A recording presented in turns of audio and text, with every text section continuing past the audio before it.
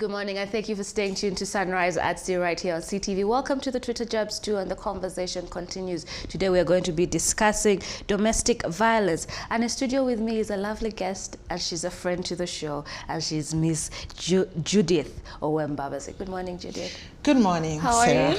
I'm well. Good to see you. A little disturbed by what's going on. Yes. But I'm well. It's All always right. nice to be here. Yes. So today what preempted or provoked this conversation is Weasel and his lover Teta Sandra, and they've been trending for about 2 weeks straight now, and because there is a scandal that he has been accused of allegedly beating her up, and there's so many questions about that. So that was the case study for today's conversation. But I would like to start in and ask you, in your perception, where do you think domestic violence stems from? What are the real causes of it? There are several causes, but fundamentally we need to dissect a person and their environment and what's going on inside their mind. For starters, I want to be clear. I've said this before, I think, on this show the last time. I think violence, in whatever form, is an act of cowardice. All right. On the part of the perpetrator. However, they tend to think it's an act of power. Mm-hmm. So one of the causes is misunderstood power. Someone thinks they have power over you. Because culturally, relationships have never been on a level field. Mm-hmm. Relationships are only on a level field when people start to fall in love. There you agree almost on everything, you consult each other. But once it becomes a public affair, a cultural affair, a religious affair, yes, then the rules start to change. And I think also the other part where it stems from, before we dig deeper on power, yes, is misunderstood values, including religion. People read the Bible and pick out a quarter part of a verse and then amplify that and use it to terrorize everyone or to amplify their own causes and lives. Yes. Say, a woman, submit to your husband. That has nothing to do with agree to be beaten or mistreated. But sometimes it's treated like that. I want to dwell a little bit on power. yes, There's power over. There's power of. And there is power with in a relationship. But sometimes, most times, power over seems to be the order of the day. And I'd also like to throw a spanner in the works as we talk about this issue. yes, I know we have a specific case study we are referring to, but I have read that over 66% of domestic violence occurs to both sexes. yes, Now, we see the physical battering of a young lady and a missing gentleman who is not telling us what happened. But you may be shocked that sometimes there's been also emotional abuse. Yes, So I want us to put our emotion as ladies in balance so that we can discuss this matter and have real resolutions that maybe we can hopefully share with friends and family and our audience here this morning. So what else causes this? Our culture, our traditions. For the longest time, from, I don't know, since when, to date, we know we live in a patriarchal society with misguided values that keep getting eroded. I have heard people call a wife, "It's my haki." And I ask, what does haki mean? They say it's like part of property. Oh. And I'm like, okay. Yeah, so when they're counting things, you are part of them. One of the other things that have caused domestic violence to escalate, believe it or not, is cultures such as dowry, which is misunderstood. Yes. Instead of us looking at it as a token of thanksgiving appreciation, and appreciation for a family, cultures take it as a payment. Why? We know that in the past, even today, people sit and negotiate. The girl is in the room covered, crying. And there are people in the living room negotiating. And they squeeze somebody so hard, say, we want 40 cows. So after he has borrowed to buy the cows, when you ask money for the hair, what is going to happen? This might get angry. Absolutely. Wouldn't you? You'd be thinking, I am on zero. Your father took everything. Yeah. Okay, so if after taking all these things, he has certain expectations also, because he's been trained that you pay dowry, you take this woman, she cooks for you, she cleans after you, she bears you children. She must be submissive. She must be submissive. She She must listen to your views. She must not question. She must be good in bed. She must be all these things. Okay, God forbid you fail on a couple of them. What happens? What happens when you pay and you buy a shoe, and when you're walking, the kakondo falls off? You're going to get upset. Yeah.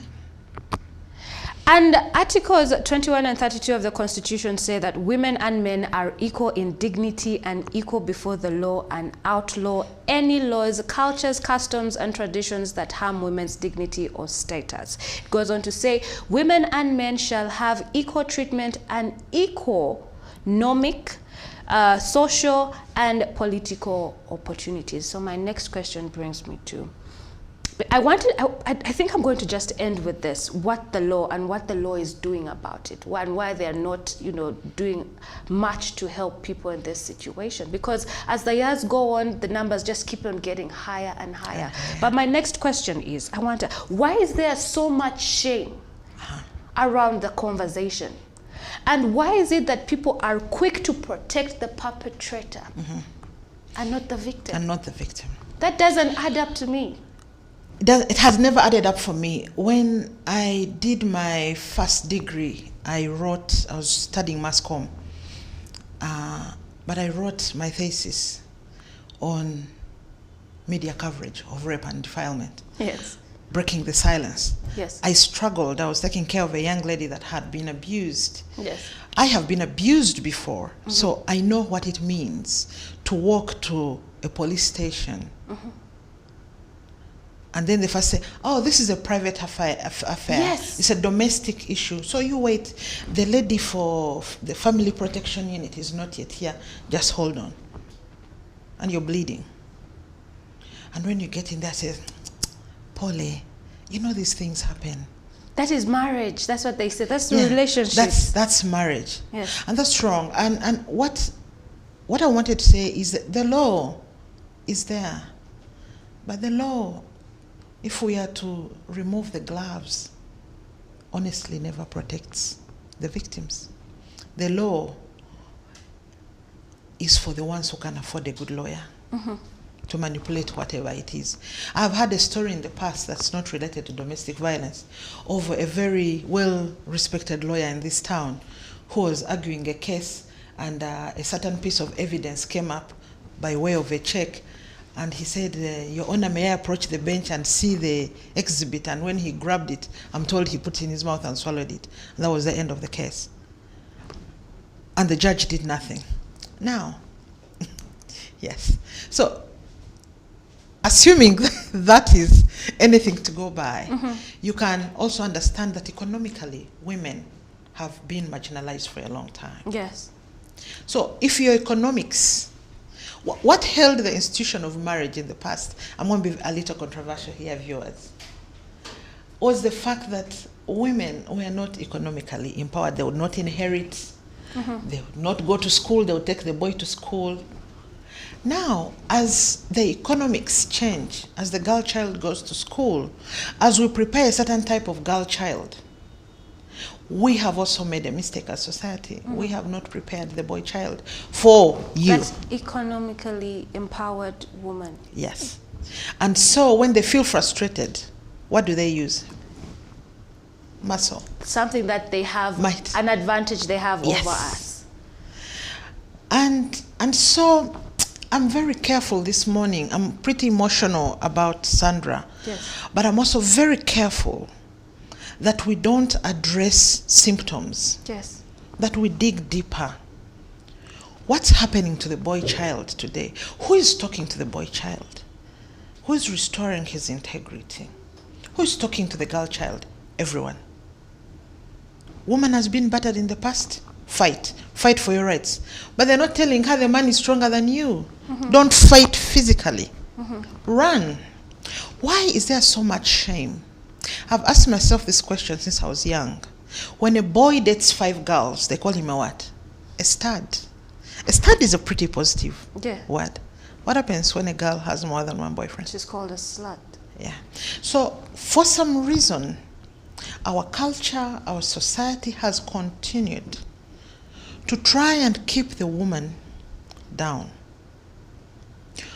I want to believe that it's because there's a certain potential that a woman has, a certain power that a woman has as a creator, as a co-creator, that the men sometimes use the physical power. Let me give you a very quick example before we move on. Yes. I believe that a woman, by law of nature, I'm not talking about by this that we write and then we can wriggle around. A woman is a multiplier. If you give her 2,000 kameza money, she creates a meal. If you give her sperm, she creates children. Yes. If you give her trouble, she creates mayhem. If you give her peace, serenity. So if men understood that power and utilized it well, maybe domestic violence would reduce. But just the law in itself is a good law. But let's think about the whole world over. Women get killed and they are buried in backyards in the US.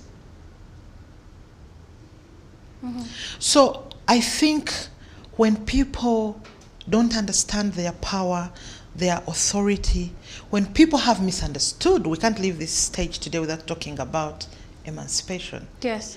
A subject that has been grossly misunderstood. It does not mean, Sarah, cease being the beautiful feminine that you are and become a gentleman. It simply should have been used to highlight the law to say, look, we can coexist, we can amplify each other's strengths, and we can live together. Yes. But that has not been the case. The shaming, the guilting, the same thing. If they found a lady and a gentleman out there in a sexual act, who is shamed? The woman. So I keep asking guys, why is it that when it's the two of you in the room, you say nice things to each other about the act, but when you walk out, it's like a conquest. It's like you finished someone. They use those words. Oyo namumala. Namulia. They also say I ate her. Yes. But you see, I don't know who eats the other. I don't want to be obscene. But I think fundamentally, the subject of sex and sexuality has been enshrined in mystery, in myth, and it has also been overrated, in my opinion. Yes, it really has been overrated. I agree with you on that one. It's really not that serious. It's not. It's just a couple of minutes. Exactly. And people should walk out and live their lives. But there is a way, because of how we have been raised, whether it's religiously or culturally, that it is painted as a sacred act, yet as an evil act. I don't know, I'm Catholic. It's worse for us. I'm Catholic too. So you're constantly confused. You can't even, I've seen the saved girls sit and pray for spouses. For us, would you sit and pray for a spouse? That would be considered adultery already. Yes. So I think the most important thing is to create awareness. For us to demystify sex, sexuality, violence, Yes.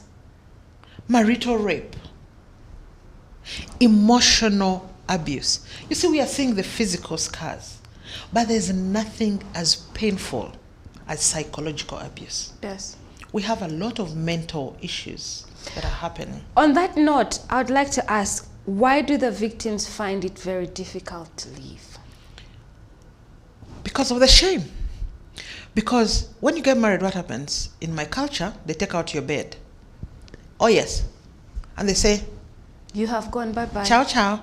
You're not allowed to come back home. And the guy is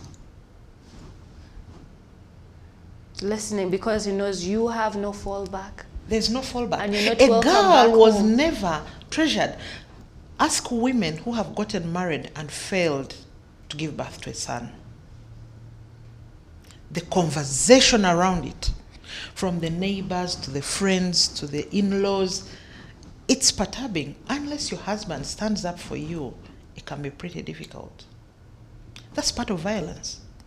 So, while we talk about this particular case, it starts with each one of us. What has been your contribution to this kind of domestic violence? It could be verbal to a sister-in-law. We've heard of those things. Yes. You imagine a woman who's been married and she's not having children for 10 years. Does she sleep? Of course not. The violence, the silent treatment, the fact that everyone is telling the guy,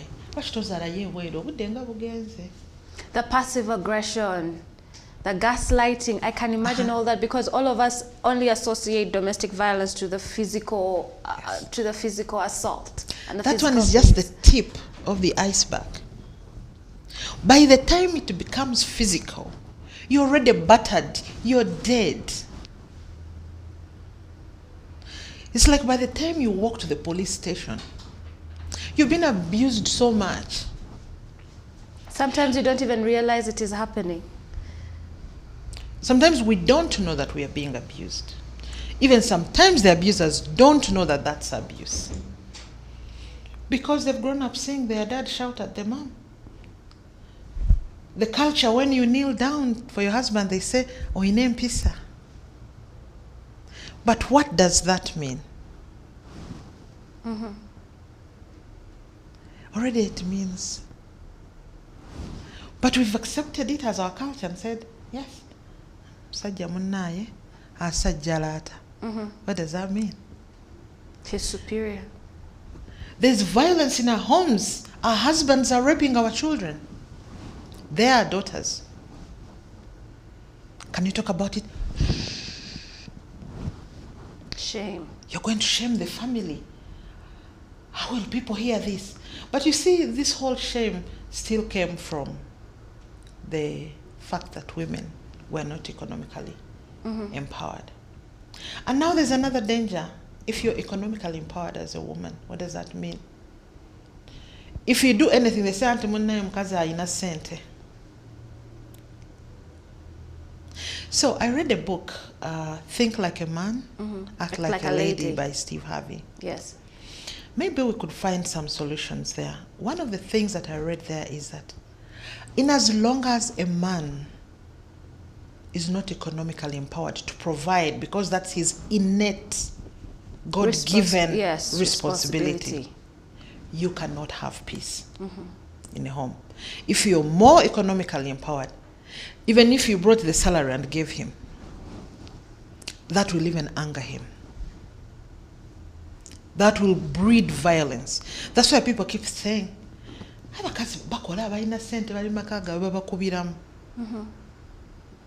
because you don't need to remind him that he's the one supposed to provide. His conscience does. And what does he use? The only thing that he has over you right now? Strength. What else does he have over you? Culture. Omukazi alina okukola ki? Kukakkanako. And also society in general. Yes, He has because that's the backing of culture. Society, yes. So you can't go and speak to who? First of all, if we say 68% are the ones they have of the people that have been interviewed by a certain organization have suffered it, what are the chances that it could be even 80%? So chichech pia choyogera. You said the lady was showing you scars. Yes. So actually, you will even hear people saying, "Muna isigwa so say." There's even a song by, what's this gentleman's name? To do with Kuguma. That you stay home, be calm, don't run away. Just be calm and hang in there. Now, there's nothing that perpetuates domestic violence like the notion that omchala aguma. Silver Chagulani. Yes. Silver Chagulani. And I have read that anybody that batters you today will batter you any other day. So this business, kakati, musonyuwe, mudeo, and if you study the pattern of abusers, he'll beat you to death and bring you flowers in the evening. Say, baby, I don't know what got over me. Then make one mistake and study his body language. Sometimes they hit walls. If somebody wanted to hit you and they hit a wall, haven't they beaten you already? That's a threat. That's even worse. Because you see the impact on the wall and you're thinking, okay, if that went through my tummy, and how long will it take before it does? So I think our emotional and mental conditioning as a society has been compromised by obsolete laws. Look at how much fine you pay. What does that mean? It's not considered The law serious, agrees yeah. that It's not it's okay. considered serious. It's a private affair. We threaten them a little bit. But what happens? Let's dig deeper a little, Sarah, before we leave this point. What are we doing? We are multiplying this violence. Your hubby beats you in front of your child. What's going to happen to that child? The child is also going to grow up to do the same. Absolutely. Child is either going to grow up to be an abuser or a victim. Absolutely. And that is how generational curses keep going down. Absolutely. Keep going, passing on from generation to generation, and then we say, there's someone bewitched us. And yet it has just been a series of bad behavior traits and patterns that have just been, going down from one generation to another. And we are talking about the silence.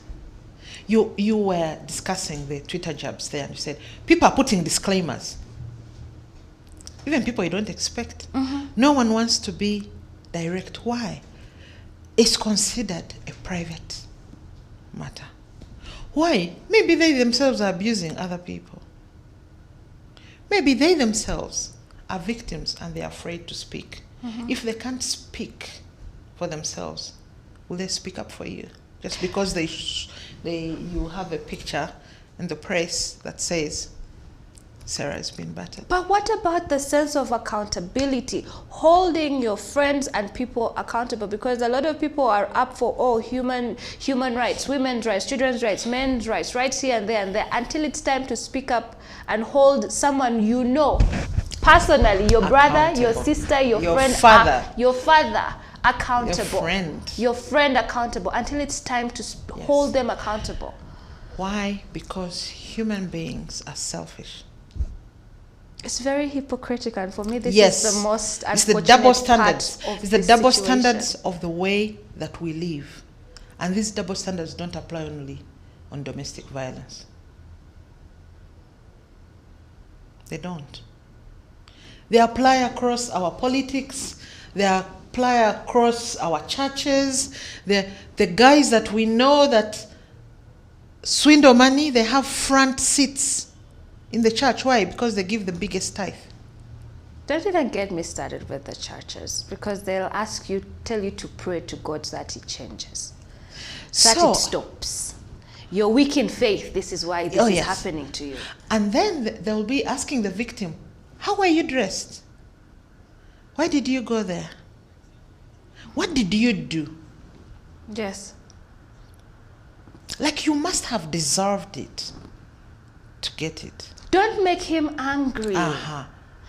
Yeah, be nice. If he asks, you do. Why did you get married? Someone asked me that when I talked about marital rape. Why did you get married? Isn't that why you get married?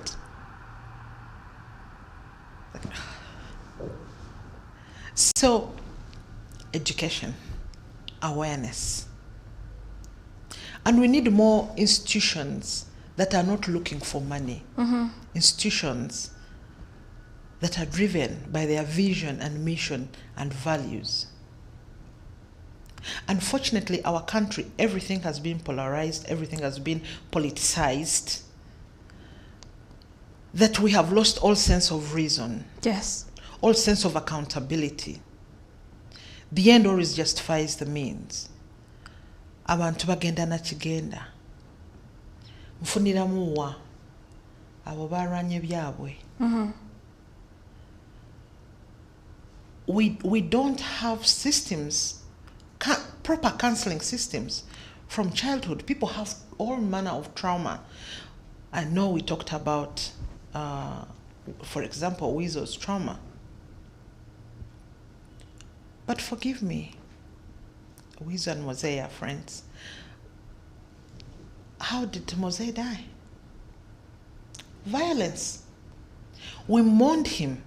We didn't take time to condemn or to discuss, to deconstruct the circumstances under which his life was taken. We know there's a big drug industry in this country. It's killing our children in schools.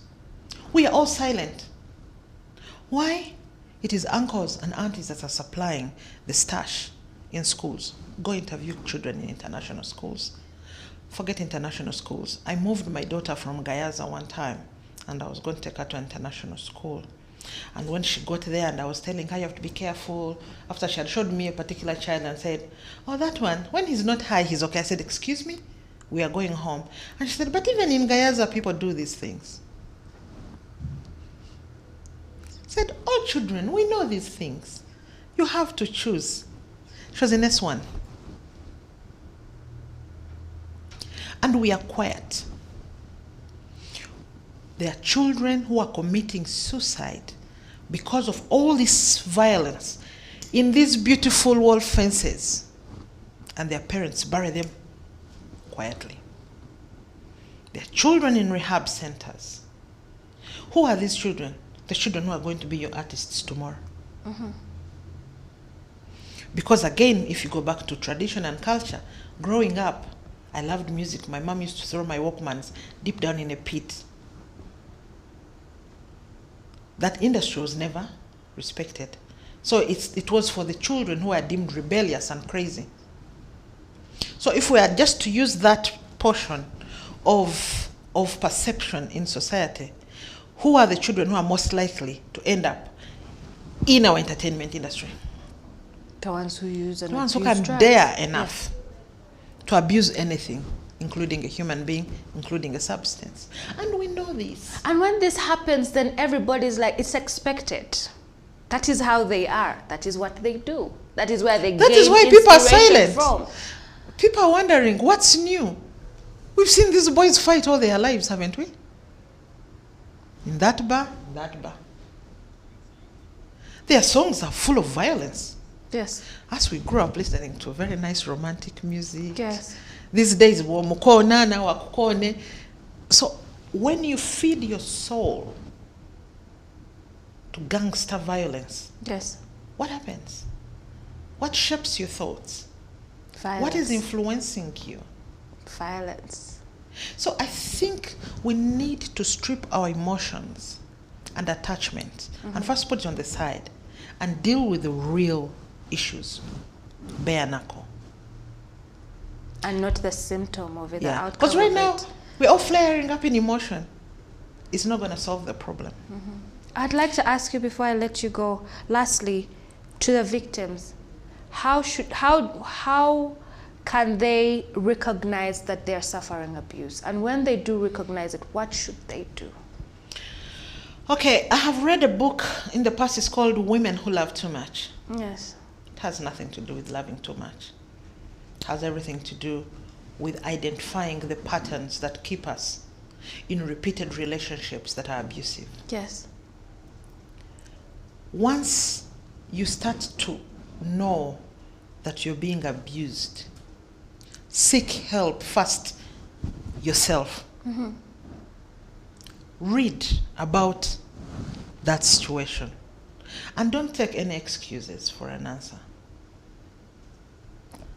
Find a confidant.